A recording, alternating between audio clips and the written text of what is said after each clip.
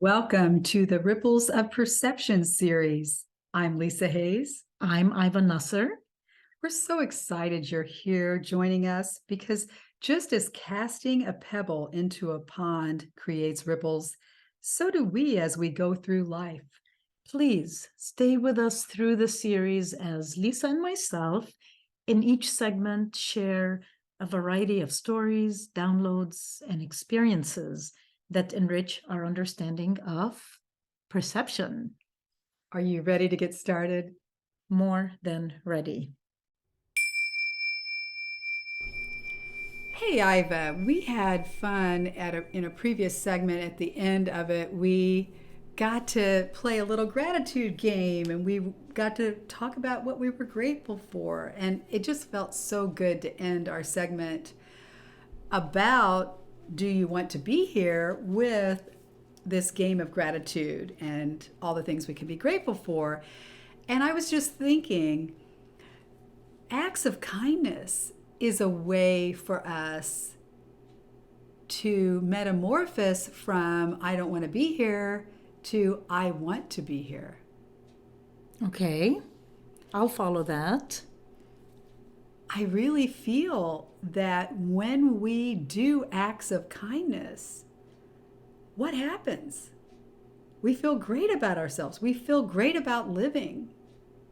No matter our situation, we're able to be kind and we change our perception of life. Absolutely. And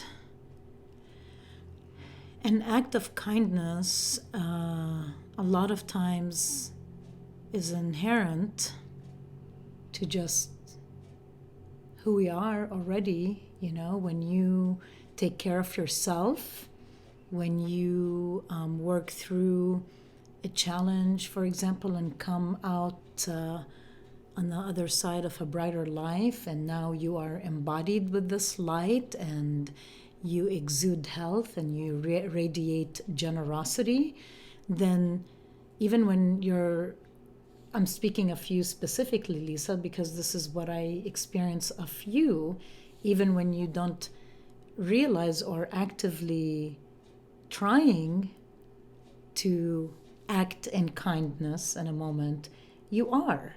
You are kindness and generosity and love embodied, and in this beautifully collaborative, competitive tennis playing body. Yeah, yeah. I'm just being lighthearted and playful, but true. Seriously, you exude kindness, so you are impacting and imprinting this generosity everywhere you go at any given moment. I would guarantee, even on days where you might feel quieter or something's on your mind, even when you don't feel like you might be at your best, you are. You are a walking act of kindness. Well, I've always been supportive. However, I'm not sure I've always been a walking act of kindness. The transformation has occurred in the last 10 to 12 I'm just trying years. to get a few confessions out of you. No, it is though. I mean it. And not only are we talking about ripples, ripples of perception. You shared just recently in one of the segments how, despite the pain you were still going through, but you had had a revelation on something and you walked into a gathering of women and they immediately recognized not your pain, but the revelation and shift you had gone through. So you do emanate that wonder and that revelation even when you don't realize you are. So I'm going to stick to it. This is my story and I'm sticking to it. So Well, we definitely can't give what we don't have. And so if we have inner peace or inner kindness, then it just automatically exudes outward. And I think we like to stick together because you too, Iva, exemplify that. You are a walking act of kindness. Well, it's an intention that I have in on top of whatever my essence might already be. It's my intention to live a good life and to make a difference in my world. And when the day comes, to, in a way, leave this world or my world in this world a better place. And the instinct, the impulse to make someone else feel better is something, even if I tried to control it, I don't think I could. For example, standing in a grocery line, watching the customer in front of me just ridicule the cashier, just immediately you could see she just absorbed the insult that was coming at her, and it was over something so ridiculous and so fabricated in that woman's mind who imparted this horrible energy. And I mean, nothing else mattered to me. I didn't care about protocol or who else was behind me in line, and the only thing on my mind was to make sure that this young person, the cashier, just immediately either felt better or had the contrast of literally light over evil. And anyway, so what did you do? Yeah, just a word of kindness. And nice. like with all my heart, I just leaned in and I whispered to her, let that one go. It does not matter. Just let it go. And the relief in her face not only made her feel better, but all her guards, because she felt like she had to hold herself, to compose herself, to process everyone in line. Her tears just started flowing, but they went from eyes of agony to tears of joy. And release. Yeah. Yeah. And not every moment like that has to be... Because we have to release the agony to reveal the joy. Yeah, but it happened, without processing, and it didn't need 3 therapy sessions or, like an extended invitation on my part. It was just, I poured my entire being into just a few words. And, so that's one example of, I guess, an act of kindness, but how it rippled immediately. So not only did it diffuse this other unkind act, it also brought everyone else in line behind me ripples of a very different experience as well. So anyway, just one little minute example. But every time we smile or just gaze with eyes of love and gratitude, those all ripple. Yes, so the lady caused this huge ripple of chaotic tension, and you were able to, as she left that in her wake, walking out of the store, you were able to diffuse it, transform it, and create a new ripple to supplant a ripple of peace and understanding. And I just remembered, this is just as powerful, just as significant and powerful piece of it, Lisa, because I genuinely also remember having this quick thought of the woman who was unkind.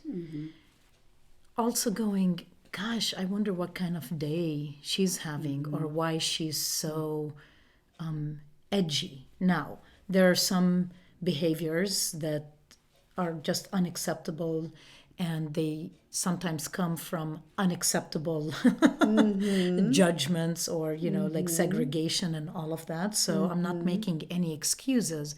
However, when we also avail that level of compassion, I was just going to say, even when we witness someone seemingly doing something not so nice, to make an allowance that maybe, who knows, maybe she just found out someone she loves passed away, or maybe who knows what the reason might be. But one thing that I remember of that moment is, I think in the first place, the cashier, in order to see what's inside a brown bag, like it was one of those grabbing items from a deli, so in order to charge the correct price, she had to just like open the bag to look in. And this woman just freaked out. And guess what?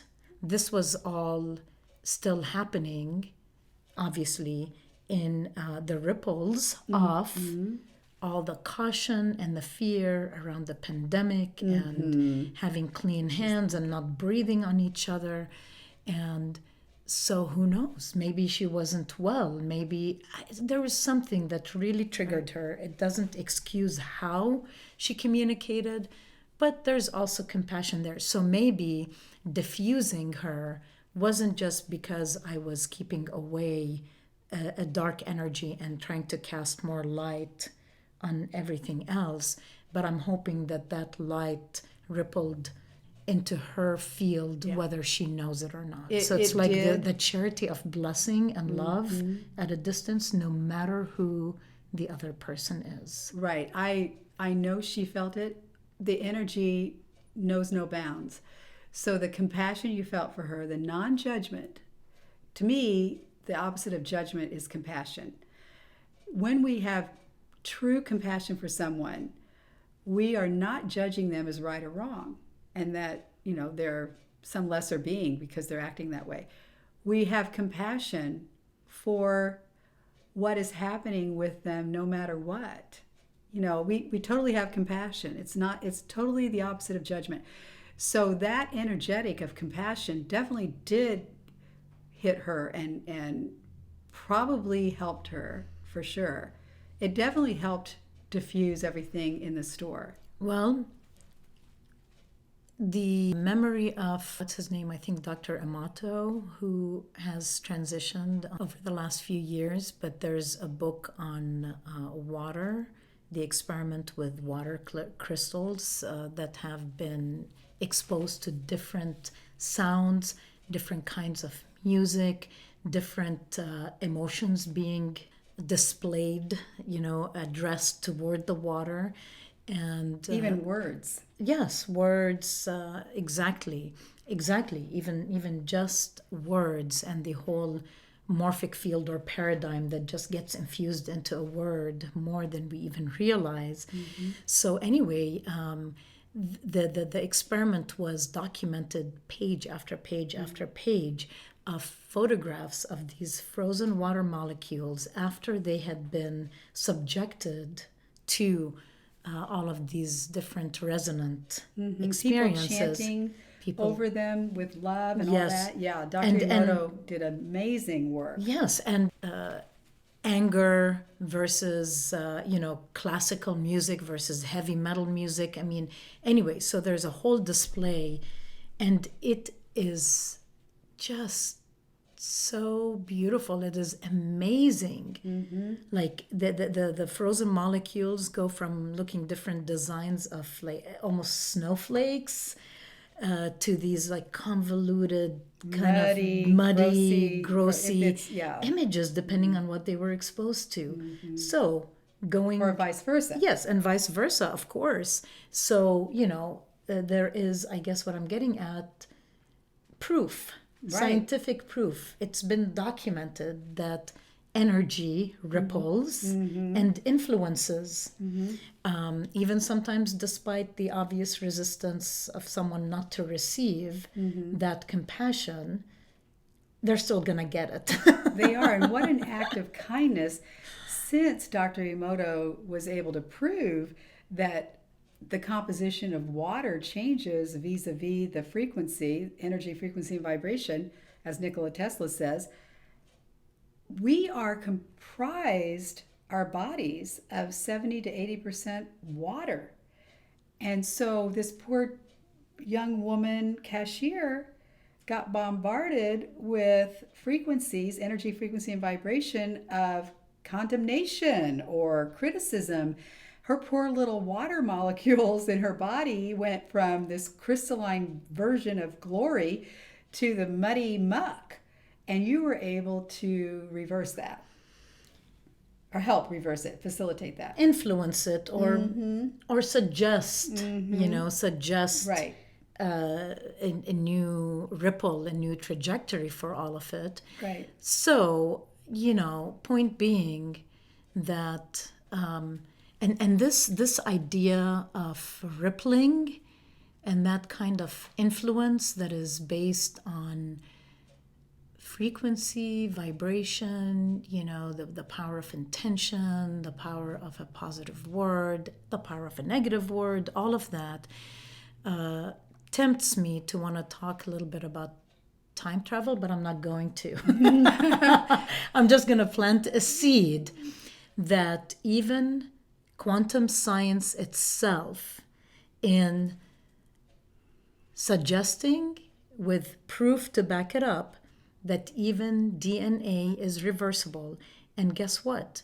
I'm not a spokesperson on this by any means, not trying to present myself as an authority on this at all, except that I understand it, and I know it, and I believe it, and I've seen proof of its miracle in my own life in many ways.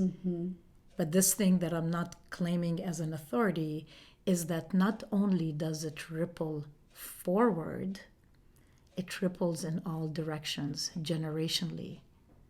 It rewrites history, Right. and it suggests a different future. Whoa, that is a little snippet of what to come in future segments, time travel, reversing past illnesses, instantaneous healing, all of these things we're going to talk about. Getting back to acts of kindness in this segment, truly, this idea of compassion, the frequency that is associated with compassion is key here. The act of kindness, the frequency, the energy, frequency, and vibration attached to the act, we may think it's an act of kindness. Oh, I'm going to throw much money to somebody, but I don't like the cause. And the energy that is transmitted through that act is not an act of kindness. It may look like an act of kindness on paper. However, the energy is the key here. So what I wanted to emphasize is we can't just do what we think someone would perceive as an act of kindness on paper. It has to feel like an act of kindness. And sometimes, okay, I'll add to what you're saying. That's the ideal. Sometimes it might take practice of doing random acts of kindness in order to grow into that keen awareness to do it this way every time.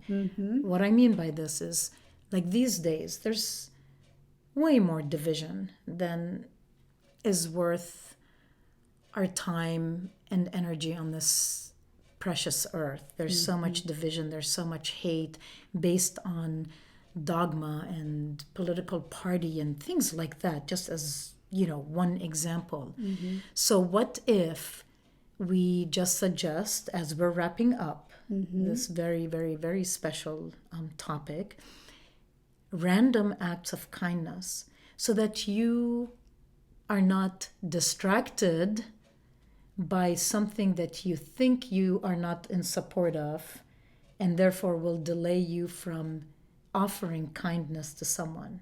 So the typical example of driving through a drive-through and just paying for the meal of the person behind you. I don't care who they are, where they're from, whether they would even like my skin color or my accent, or I'm exaggerating, I'm giving one of all too many dramatic and unfortunate experiences that that are happening in our society right now and around the world. So this, like, the intention, going back to tie it in, my intention is pure and true, and part of it is an exercise to not be distracted and being selective where my kindness goes. Just because I might not vote the same way of someone, it doesn't mean I and that individual isn't worthy of the same compassion and kindness that we can impart upon each other. So, a random act of kindness. Right. Random acts of kindness would help us relieve ourselves of the outcome, the expectation of the outcome, and also relieve ourselves of the maybe would be a higher frequency attached to the random act of kindness. What I just wanted to emphasize for those listening is to be aware, to observe the feeling we have when we act in what we think is an act of kindness, to be aware of what we're feeling. If we are feeling guilt, frustration, or a codependency outcome, they better say they are so thankful, they better give this to me in return. The energy is not going to be commensurate with the true act of kindness, because what we're really giving out there, what really is rippling out there, is not an act of kindness. It is an energetic that is chaotic at best and negative at worst. And that's not what we want to give out there. I mean, I just really want to emphasize that it's very important for us to be aware when we conduct something, that when we do something for someone else, is it truly an act of kindness? If it is done with anger, it's not an act of kindness. I don't care what we do. If we're cleaning up the dishes with all this anger and resentment, it's doing the dishes for someone is not an act of kindness. Yes, I mean that expands the conversation to so many other considerations. In my mind, I am keeping it simply to the understanding that an act of kindness is already a purified experience, where I'm not doing it out of obligation or out of duty or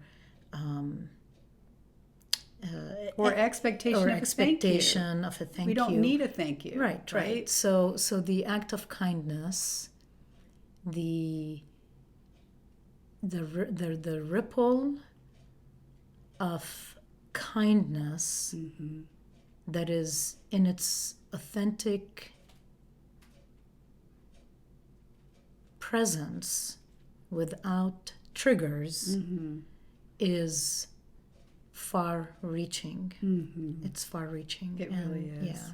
And I love the example you gave in the store, which avails ourselves at many times we're availed with the opportunity to diffuse something in a grocery store line.